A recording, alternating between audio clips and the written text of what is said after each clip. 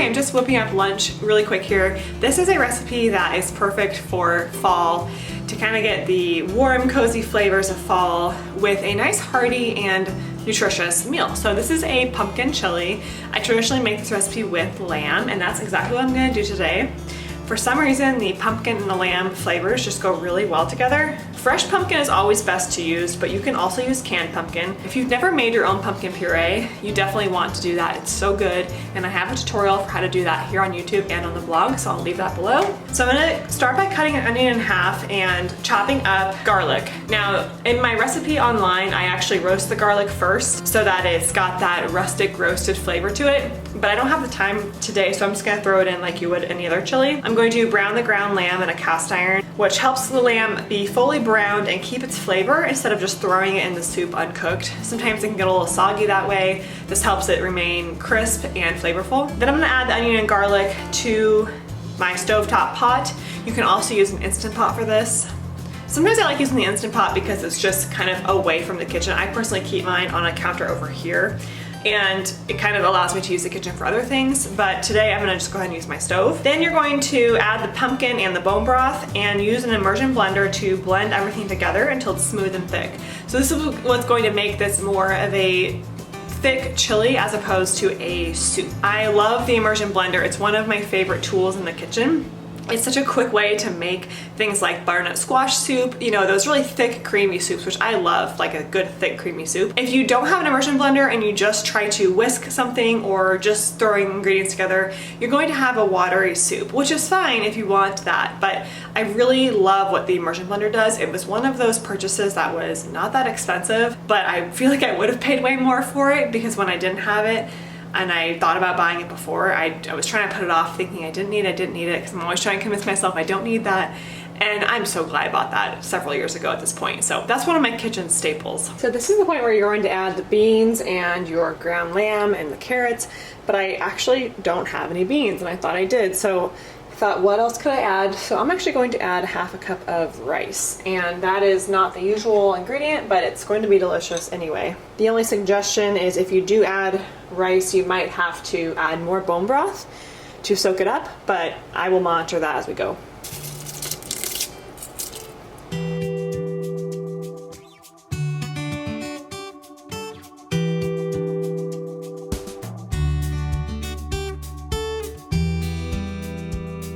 Spices I'm using for this are cumin, ginger, and turmeric.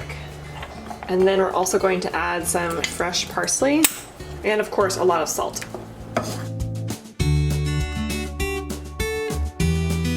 I do have the recipe for this on my blog, so I'll leave it linked below. There's a free printable recipe card as well, so you can just print it out and save it in your kitchen for later use. This is one of those recipes that I really don't cook in the spring or the summertime at all. It's pretty much just fall and winter, so every fall time, which is now, I kind of have to pull it out and be like, what was that recipe again? This is a really nice recipe to freeze and pull it out on a cold day, especially if you've gone out hiking or playing in the snow or something, and you don't want to cook and you just need that hot soup right away. I know I'm getting ahead of myself with the snow comment, but let's just say a cold walk in with the fall leaves, come home and have this chili, and it's just gonna be so nourishing and delicious. Okay, so I'm actually making two recipes today. The next one is going to be sourdough chocolate cupcakes. We're going on a little trip this weekend, and I wanted to bring sourdough bagels and sourdough cupcakes. I love anything I can prepare in advance and something that is easily spreadable. We're going with my family, so I just want something that people can grab, something that's easy to pack.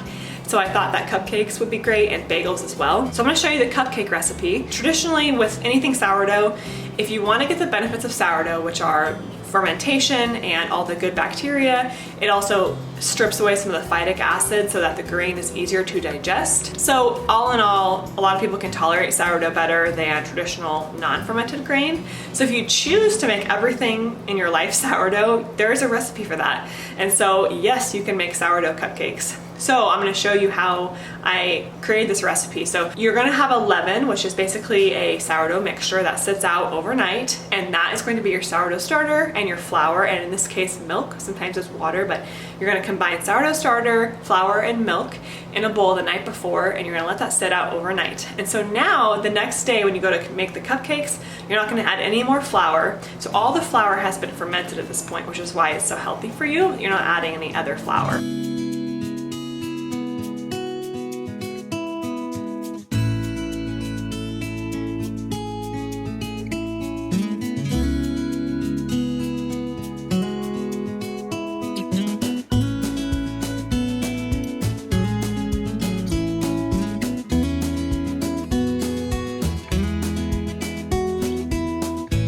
And then to the cupcakes, you're going to add eggs, coconut oil, vanilla extract, cocoa powder, maple syrup, coconut sugar, salt, and baking soda.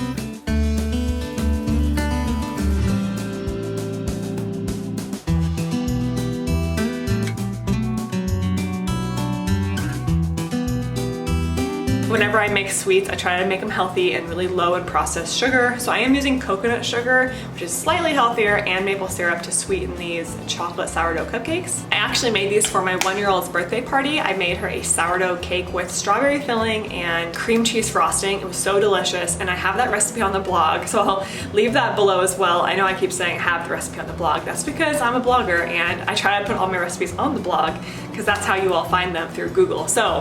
But here on YouTube, I know that you're looking for recipes that you can make for your family that are healthy and easy and delicious, and so I want to reference you to the blog because that is where I store kind of all of mine. So I made these cupcakes because I wanted a little side dish to the cake in case someone wanted a chocolatey dessert as opposed to a vanilla strawberry one. So you can freeze these, make them ahead of time for a special occasion, and then pull them out of the freezer. So I'm also going to make buttercream frosting with 1 stick of butter, some salt, vanilla extract, powdered sugar, heavy cream, just 1 teaspoon at a time. So you really want to just mix this up and then add a teaspoon of cream, or you can use milk at a time until you have the right thickness, and you really only need 1 or 2 teaspoons. I've never really done more than that. You have to be really careful because if it gets too runny, you're gonna end up with just frosting that's too runny.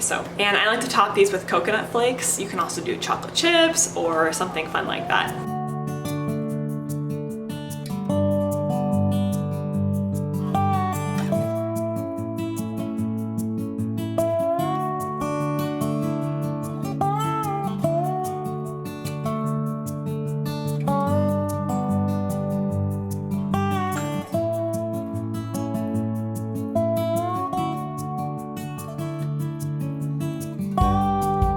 Okay, for the next meal, we're gonna make zucchini fritters, or also known as zucchini patties. These are a really fun late summer, early fall side dish that are packed with nutrients and also a way to use up your zucchinis, because I don't know about you, but we have so many of them here. So you're gonna use about 3 cups of grated zucchini. Now zucchini is very wet, so it's helpful to lay these out on a paper towel or something beforehand to let the moisture out. But another way you can combat this is with flour. So I am going to add 1/2 cup of einkorn flour to this recipe.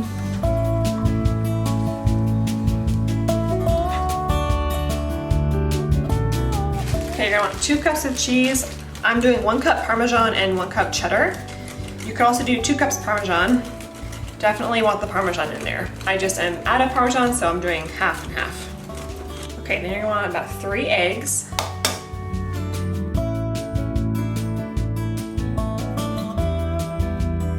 And we're gonna cut up 2 slices of sourdough bread. This is so that it's a nice thickening agent for the patty. It's the same method that if you're gonna make a hamburger patty, you would do the same thing. In fact, I have a recipe for our homemade patties on the blog. But basically you add egg and you add sourdough bread so that it's thick enough for the patty. You want to cut the crust off because it won't process well, it'll be too thick. And I'm going to process these in a small food processor to get them all crumbled up like breadcrumbs.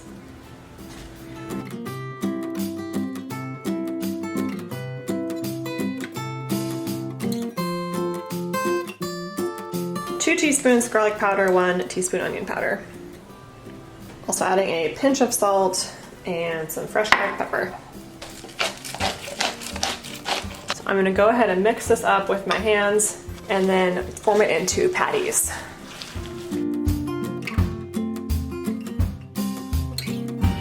I'm going to add a little bit of coconut oil to my pan.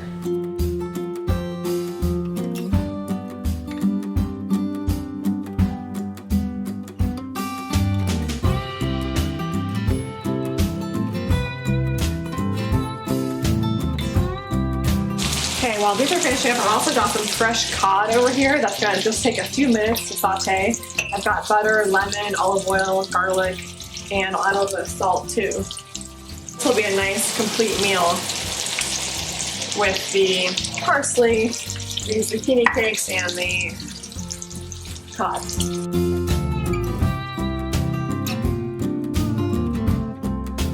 Okay, today I'm making a really quick lunch. Didn't have a plan for this one. Just went to my fridge to see what I had available and then came up with it on the spot. So sourdough pizza is one of my go-tos for lunchtime because it's so good and it's very easy to whip up. And what I like about it is you can put any topping on top. So you can make just a cheese and tomato pizza, or you can throw chicken and make a white sauce and vegetables. Today I'm gonna do a little more of a fall-inspired pizza with apple and pork sausage. Getting some pork sausage. These are definitely done now. They don't need to be cooked all the way because they're going to go in the pizza anyway. But I'm going to cut those up small enough to go on top of the pizza.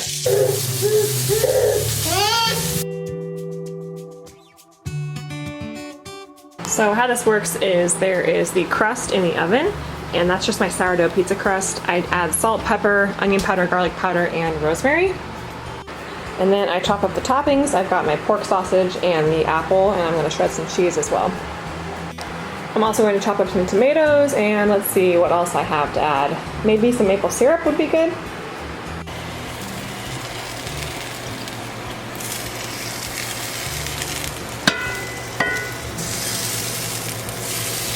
So I started with the tomato sauce, and then I did the onion, then the cheese, then the sausages, then the apple.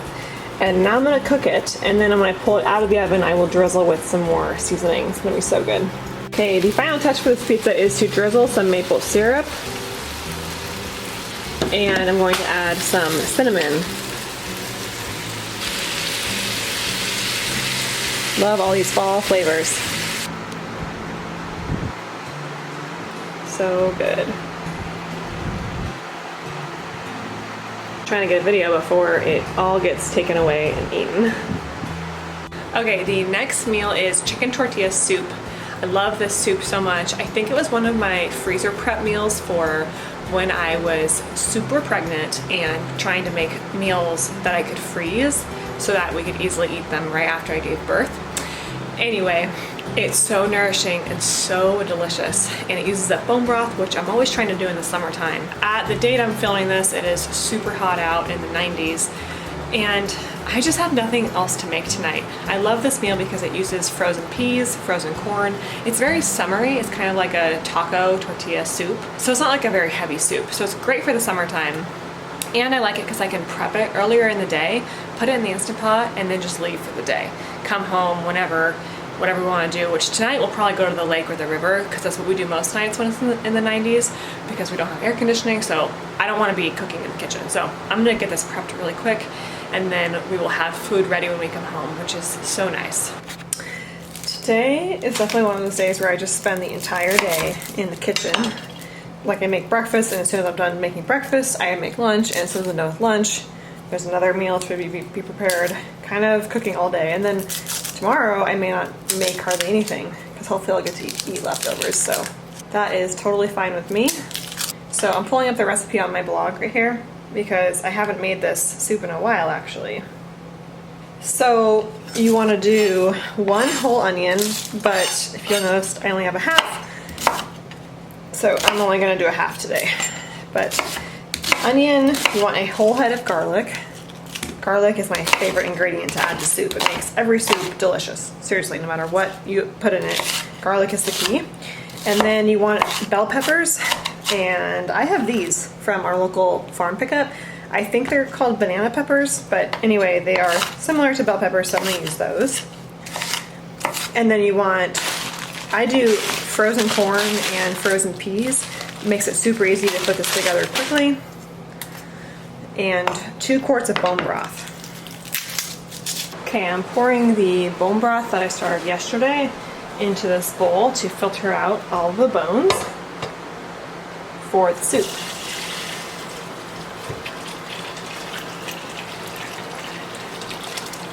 I love making my own bone broth because not only does it save a lot of money, because bone broth is super expensive, but it's really delicious and makes cleanup easier whenever I do a whole roasted chicken. I just throw the bones, I just throw the entire chicken in here with the bones and then add water and boom, I have so much bone broth. It's probably like $30 worth of bone broth right here.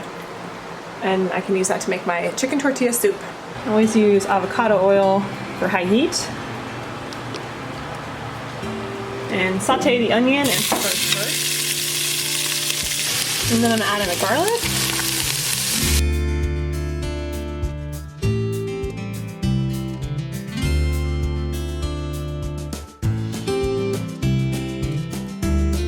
I also do some oregano. This is some that I had dried because I have a ton in my garden right now, so I'm just peeling some of this off. And then I added salt and pepper. I'll let that sit in the Instant Pot all afternoon, and then the chicken will be done and I'll just rip it apart. Then I just top it with avocado, cracked tortilla chips, cheese, and some lime juice. So good. So right before this is done cooking, I add some lime and cilantro, and of course taste it for salt. And then I crack some tortilla chips on top. A little dark right now while I'm filming this. And this is just the perfect summer soup. Okay, today I'm making a soup with zucchini, eggplant, tomato, and beans. Kind of one of those days where I'm throwing together everything that I have. And kind of like a ratatouille, which I really like ratatouille. I never recipe on my blog for it. But this is gonna have beans, and I'm actually gonna add pasta as well. And I'm gonna chop up these baby eggplants. You can basically put together a soup with any vegetables that you have, as long as you have onion and garlic, which I'm gonna chop up a little bit more onion and a whole head of garlic. It really brings the flavors of anything out in the soup. And so you can add beans, you can add zucchini, eggplant, so many different things. And each time I add a new vegetable, I add some extra virgin olive oil. Especially for the eggplant. The eggplant sucks up a ton of olive oil, so you want to add a lot for the eggplant.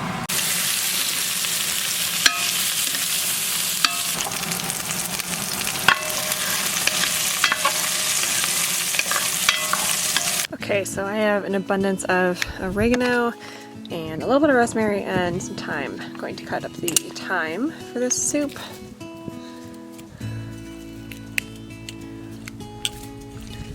Doing this one-handed today. Perfect. So I have thyme and sage, and I'm going to also chop up the tomatoes that I just pulled from the garden as well. It's looking really pretty. Kind of a nice late summer, early fall soup. Because it's a soup, so it feels like fall, but you're using those vegetables that are still available because it's late summer. I have these beans that I've been soaking in the fridge for a long time that need to finally get cooked, so I'm going to add those. And some fresh bone broth. And salt, and pepper. I'm going to add a couple bay leaves as well. Whenever you're cooking with homemade bone broth, you want to make sure you add a lot of salt. In fact, adding salt to everything is one of my favorite seasonings because it brings out natural flavors. There's a book called Salt, Fat, Acid, and Heat. I will link it below. It's a really good cooking book if you want to learn how to cook really good meals every single time. And what it teaches you is about the elements of cooking, so salt, fat, acid, and heat. And it talks about the timing of when to add salt to your dishes. So for example, you don't want to just add salt at the end or the beginning necessarily. So there's some foods that you want to add salt at the beginning, and some you want to add them in the middle, and some at the end. So it's really interesting to read. And I'm also just learning that salt is so important to a good meal. And I'm just gonna let this simmer for an hour or so and let the beans cook in the bone broth, and then I will serve this over pasta with some Parmesan cheese.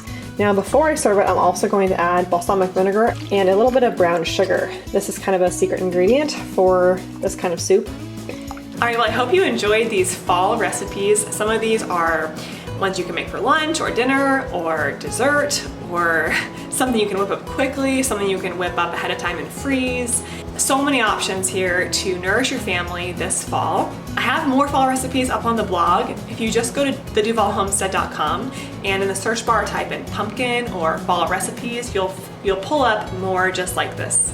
Also, if you're interested in sourdough, you can look up more sourdough recipes there on the blog and get started with your own sourdough starter at the link below. So I will leave all the information below. If you're brand new, please hit that subscribe button. Every week I post a new video on farm-to-table recipes and homemade natural living. Thank you so much for stopping by the Duvall Homestead.